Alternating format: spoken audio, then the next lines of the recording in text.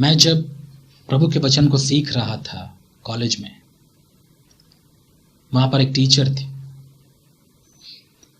उन्होंने एक पद लेकर एक बार प्रचार किया था जो मैं आज तक नहीं भूला हूं, और मैं चाहता हूं कि आप उस पद को देखें, गौर करें, ताकि आपको समझ में आए लोग वचन को देखे कैसे समझते हैं। यह लिखा है 3 यूहन्ना की पत्री उसके 2 पद में। यहां लिखा है, देखिए ऐसा, हे प्रिय, मेरी यह प्रार्थना है कि जैसे तू आत्मिक उन्नति कर रहा है वैसे ही तू सब बातों में उन्नति करे और भला चंगा रहे। और इस वचन को उस शिक्षक ने कुछ ऐसा बताया कि हाँ, हमने यीशु मसीह पर विश्वास किया, हम आत्मिक उन्नति कर रहे हैं, लेकिन परमेश्वर का वचन यहां ऐसा कहता है कि हम आत्मिक उन्नति के साथ साथ बाकी बातों में भी उन्नति करें। तो आप सोच के देखिए, ये वचन जब निठल्ले मसीही सुनेंगे तो क्या समझेंगे, पता है इन बातों को। और बहुत से लोग ऐसे समझते भी हैं, वे लोग समझेंगे हाँ यार, अब समझ में आया, परमेश्वर चाहते हैं कि हम आत्मा में ही उन्नति ना करें परंतु इस संसार के हर एक कामों में उन्नति करें। और उस जो शिक्षक ने बताया क्या, कैसे इसको स्पष्ट किया, बातें बताया। उन्होंने कहा कि प्रभु चाहते हैं कि हम अपने फाइनेंस में भी उन्नति करते चले जाएं। और उन्होंने ये रास्ता खोल दिया लोगों के लिए, उन लालची मसीहों के लिए, ये बताते हुए कि अब आप गरीब नहीं होंगे, अब आप अमीर हो जाओगे। प्रभु चाहते हैं कि तुम अमीर हो जाओ, तुम गरीब हो ये तुम्हारी बदकिस्मती लग रहा है, प्रभु की इच्छा नहीं है। प्रभु चाहते हैं कि तुम अमीर हो जाओ। और उन्होंने ऐसा जब बताया, बहुत से लोग हिल गए, वाओ, यही तो हम चाहते थे। और उसी से पता चलता है कि कौन प्रभु के लोग थे, उनमें से कौन प्रभु के लोग नहीं थे। और ऐसा यदि एक शिक्षक है तो सोच के देखिए, आज कई शिक्षक हैं जो वचन को बिना सोचे समझे, केवल वहां ऐसा लिखा है बोलकर वे लोग प्रचार करते हैं, जबकि वो किस आत्मा में, किस उद्देश्य से, किस लिए लिखा गया, इस बात को नहीं समझ पाते। और यही तो हो रहा है आजकल। लोग बाइबल के वचनों को यहां वहां से उठा कर बिना सोचे, बिना समझे, कभी किसी चीज को समझा नहीं, जाना नहीं, पढ़ा नहीं, संदर्भ के बारे में कुछ नहीं पता, यहां वहां से वचन लेके लोगों के ऊपर फेंक देते हैं। और ऐसे पागल से लोग जो सोचते हैं कि इनके पास बहुत सारे वचन है फेंकने के लिए, उन लोगों को, वे लोग ऐसे लोगों को ज्ञानी समझकर, परमेश्वर का ज्ञाता समझकर वे लोग प्रभु के दास का दर्जा देते हैं, जबकि वे परख नहीं पाते कि जो वचन वो आपके ऊपर फेंक रहा है क्या वो प्रभु की ओर से है या नहीं है, प्रभु की आत्मा में भरा हुआ है या नहीं है। हर एक सो कॉल प्रभु का वचन जो बिना पवित्र आत्मा के आप तक पहुंचा है वो प्रभु की ओर से नहीं है। एक और खुलासा मैं आपके सामने कर रहा हूं, यदि कोई प्रभु का वचन आपके साथ शेयर करता है और वो पवित्र आत्मा में यदि आपके पास नहीं पहुंचा, प्रभु की ओर से नहीं है, वो खुद के विचार है। अब आप बोलेंगे हम कैसे जाने? मैं बताऊं आपको, आप जान ही नहीं सकते जब तक आप में खुद पवित्र आत्मा नहीं है। आपको ऐसी चीजें समझ में आएंगी ही नहीं। एक आत्मिक व्यक्ति को ही आत्मिक चीजें समझ में आती, एक सांसारिक व्यक्ति को आत्मिक चीजें समझ में नहीं आती, क्योंकि वो सांसारिक है और वो सांसारिक चीजें ही समझता है। लेकिन एक आत्मिक व्यक्ति आत्मिक चीजों को परख सकता है। कई लोग बोलते हैं मैं कैसे करूं, मैं कैसे परखूं, कैसे जानूं? भाई इतना कंफ्यूजन आपको क्यों होता है? क्या आप प्रभु के बच्चे नहीं हैं? क्या आपने जब यीशु मसीह पर विश्वास किया पवित्र आत्मा को नहीं पाया? आप अपने आप को फिर मसीह कैसे कहते हैं कि जब आप इन चीजों को परख ही नहीं पा रहे हैं? आपको नहीं लगता कि ये चीजें सिखाने की जरूरत नहीं पड़ती है, ये तो आपके स्वभाव में होना चाहिए? क्यों? क्योंकि आप प्रभु के बच्चे हैं और जैसा बाप है वैसा बेटा होता है। ये चीजें हम प्रभु से सीखते हैं, हमको अलग से ट्रेनिंग लेने की जरूरत नहीं पड़ती यहां वहां से। लेकिन फिर भी हमें बहुत सारी चीजों में कंफ्यूजन होता है।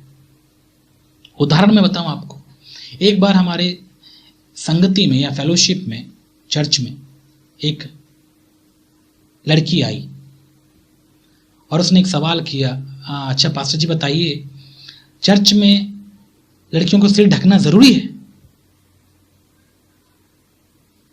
यही मैं आपसे पूछूं तो क्या बताएंगे आप? हैरानी की बात यह है, यदि वो सच में मसीही है तो क्या मसीह की आत्मा उसे ये छोटी सी बात समझा नहीं पाई कि एक स्त्री को कलीसिया में, चर्च के अंदर सिर ढकना चाहिए जब वो भविष्यवाणी करे या फिर प्रभु के वचन से लोगों को शेयर करे? ये तो पवित्र आत्मा सिखाते हैं। बहुत सारी चीजें हमको पवित्र आत्मा सिखाते हैं। हाँ, यदि हम पवित्र आत्मा के प्रति जागरूक रहें तो ऐसे बहुत सारी चीजें। आजकल कितना कंफ्यूजन हो रहा है पता है? वो इसलिए हो रहा है, लोग बाहरी तौर पर वचनों को पढ़ रहे हैं लेकिन उनके अंदर के स्वभाव यानी पवित्र आत्मा को वे लोग समझ ही नहीं पा रहे हैं। उदाहरण के तौर पर ये जो अन्य भाषा का जो ये आजकल बहुत ज्यादा जो उलझन आप देख रहे हैं, ये केवल उन्हीं लोगों के लिए है जो प्रभु की आत्मा से भरे हुए नहीं है। उनके लिए ये चीजें समझ में नहीं आएंगी। लेकिन जो प्रभु के प्रेम में अपने जीवन को बिता रहा है, जो प्रभु के साथ संगति यानी पवित्र आत्मा अपने जीवन को बिता रहा है, उनको ये सब उलझन नहीं होता, उनको ये सब प्रॉब्लम नहीं होता। इससे आप पता कर सकते हैं, सोच के देखिए कितने लोग हैं जो ऐसे उलझन में पड़े हुए हैं। क्यों? क्योंकि वे लोग प्रचारकों पर निर्भर हैं, वे लोग पवित्र आत्मा पर निर्भर थोड़ी हैं। मैं भी इतने दिनों से यहाँ वचन सुना रहा हूं, कई लोग मुझे बोलते हैं, प्रभु अच्छा पास्टर जी थोड़ा अन्य भाषा के बारे में बताइए। भाई तुम इतना अन्य भाषा के बारे में जानना क्यों चाहते हो? आपको क्यों लगता है अन्य भाषा ये सबसे इंपॉर्टेंट थियोलॉजी है या डॉक्ट्रिन है बाइबल का? क्या उससे बढ़कर और कुछ नहीं लिखता आपको? ये सब सुन के मुझे पता क्या ख्याल आता है, जैसे छोटे छोटे बच्चे होते हैं हमारे आसपास घूमते हैं, पापा मम्मी मुझे चॉकलेट चाहिए। ये सब प्रभु में बच्चे हैं जो ऐसी चीजों के ऊपर डिस्कशन भी करते होंगे। मैं इन चीजों के ऊपर बिल्कुल डिस्कशन नहीं करता। पता है क्यों? ये मेरे लिए उतना ज्यादा इंपॉर्टेंट नहीं है जितना प्रभु के प्रति प्रेम और आज्ञाकारिता से जीवन बिताना है। मेरे लिए वो ज्यादा इंपॉर्टेंट है। और मैं समझता हूं कि इसी बात को पौलुस समझ गए थे, इसलिए उन्होंने बोला यदि मैं सब कुछ करूं। एक बात बताइए, यदि आप अन्य भाषा बोलते भी हैं तो क्या फायदा यदि आप प्रभु से प्रेम नहीं रखते? तो आप कभी नहीं पढ़ते। क्यों नहीं पढ़ते भाई? आप क्यों ऐसे अंधे हो जाते हैं? यहां वहां के प्रचारकों को सुन सुनकर अपने विश्वास को आप उन्नति करने की सोच रहे हैं। आप प्रभु में यदि आपको बढ़ना है तो पवित्र आत्मा की आवाज सुनते हुए अपने जीवन को बिताना पड़ेगा। प्रेम से बढ़कर कुछ नहीं है। यदि मैं अन्य भाषा बोलूं और यदि मैं प्रेम ना रखूं तो क्या हूं मैं? भविष्यवाणियां करूं और यदि मैं प्रेम ना रखूं तो क्या हूं मैं? ठनठनाता हुआ पीतल और झनझनाती हुई झांझ, बस बजने के सिवाय कुछ नहीं कर सकता मैं। और ऐसे बजने वाले मसीह आज बहुत हैं जिनमें दम नहीं है। थोड़ा सा इस संसार का प्रलोभन का हवा आ जाता है, वे लोग बह जाते हैं। कैसे? अन्य भाषा बोलते हुए बह जाते हैं।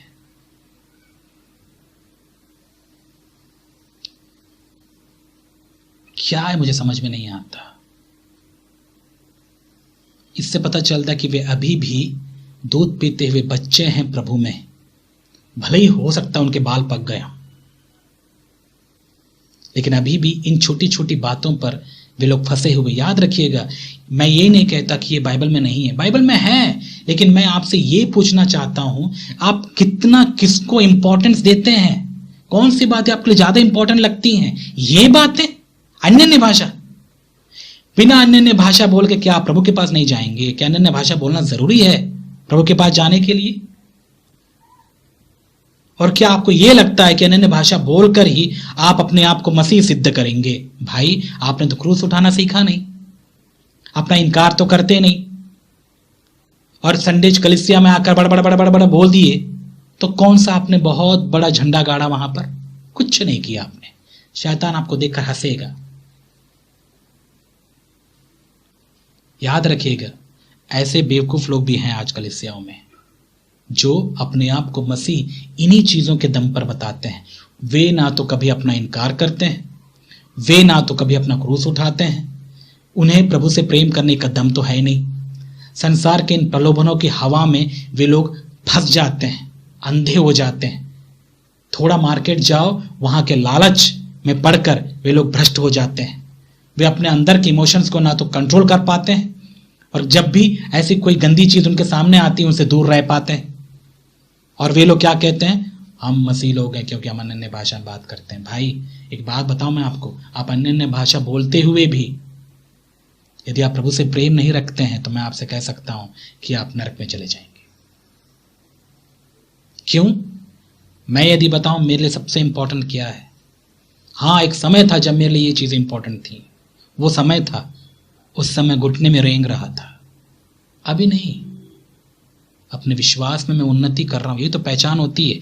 यदि आप अपने विश्वास में उन्नति कर रहे हैं, यदि आप अभी भी इन्हीं छोटी छोटी चीजों में फंसे हुए हैं, इसका मतलब आप अभी भी छोटे छोटे दूध पीते हुए बच्चे हैं। भाई आप आत्मिक रूप से एक डायपर पहन के दूध पी रहे हैं बस। इससे कोई फायदा नहीं होता। इसीलिए ऐसे विश्वासियों से कोई फायदा नहीं होता कलीसिया में, क्योंकि वे खुद दूध पी रहे हैं। भाई ये कैसे दूसरों को दूध पिलाएंगे? इनमें दम नहीं है। और बहुत दुख होता है ऐसे लोगों को देखकर कि ये इतने सालों से कलीसियाओं में जा रहे हैं, वचन को सीख रहे हैं, लेकिन अभी भी इनकी सोच बच्चे जैसी है। अभी भी इनकी सोच बच्चे जैसी है। अभी भी वे लोग बच्चे जैसा सोचते हैं। उनके लिए बचकानी चीजें बहुत ज्यादा इंपॉर्टेंट है। मैं आपको चुनौती देता हूं, यदि आप बढ़ रहे हैं तो आप बढ़िए, प्रभु के प्रेम में बढ़िए, आज्ञाकारिता में बढ़िए।